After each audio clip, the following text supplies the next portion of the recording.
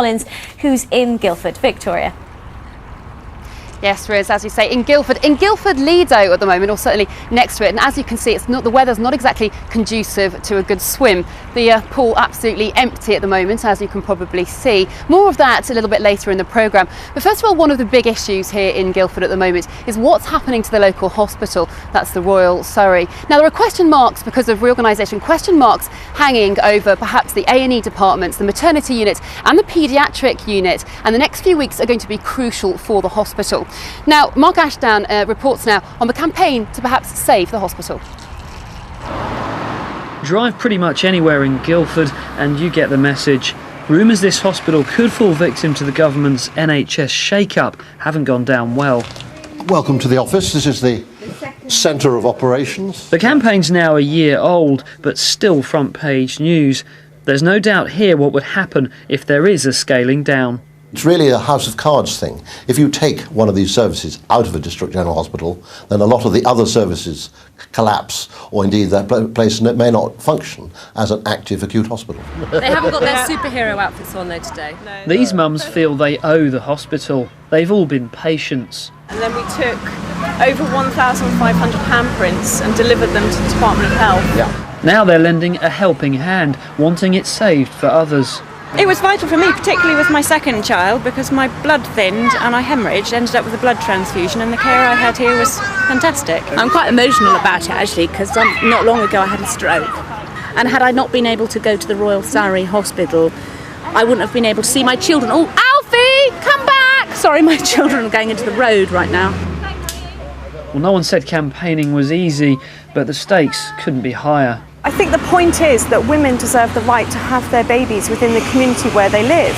And why should we be forced to travel further when we have an award-winning maternity unit here at the Royal Surrey? It just doesn't make any sense at all. Back at the campaign HQ, Joe shows me the worst case scenario. If they take the Royal Surrey out, this area, the pink and red area, are not covered by an A&E. Which, as you can see, would leave a huge swathe of Surrey absolutely miles from their local hospital. Now, the trust which runs the Royal Surrey here didn't want to be interviewed, but in a statement told us they're still developing proposals for its future. They say it's highly unlikely they'll be consulting on any A&E or hospital closures, and have promised to share the timescale for consultation as soon as possible. That could start as early as next month. No mention from the Trust on maternity or paediatrics.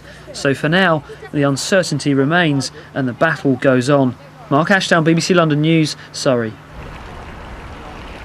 Well, I'm joined now by Anne Milton, Conservative MP for Guildford, and Joe Farrington-Douglas from the Institute of Public Policy Research. And to you, first of all, there seems to be broad agreement that the NHS does need changing. And the idea here is to create better services, that key services need to be concentrated in specific areas. It might mean fewer hospitals, but there'll be better provision at a local level with things like polyclinics. What's the problem with that? Well, I think, you've made some sweeping generalisations, if I may say so. I think what's important here is that one size doesn't fit all. If you look at what's been happening at Royal Surrey County, this serves a large population. Travelling times in this area are very great. If anything happened to the A&E services, maternity services or paediatrics, it would have a profound effect on people in my constituency. So what do you suggest? Well, I think you have to, as I say, you have to take individual areas and look at them separately. I appreciate that the NHS has been under change ever since its evolution. Actually, it's important. As medicine changes, we have changes in service provision, but it's extremely important that local people get the services they need. Joe, I mean, nobody is going to want to see their local A&E close. Does every hospital need an A&E? Does every local community need an A&E? Well, I don't have Anne's expertise on the local area, but we do know that we're all coming from the same standpoint here, really. We want to have safe, accessible services close to home wherever that's possible. And we want to have access to safe and high-tech 21st century medicine where that's really necessary. So, for example, if you knock down the street and have a major injury, or if you have a heart attack, it's often safer to go past your local hospital to a specialist centre where they'll be able to give you the latest treatments. Is the motivation for change then, do you think, briefly, financial or clinical, essentially? I think that there is obviously an element of finance in all health policy decisions. The NHS has a limited amount of money and we need to make sure that's spent on patient care as much as possible. I'm afraid we're going to have to end it there. Thank you very much indeed for now. Well, another huge issue here in Surrey is obviously foot and mouth disease. We've been hearing about that today. Now, today the EU did actually say that livestock and meat can be exported except from within the surveillance zone here in Surrey.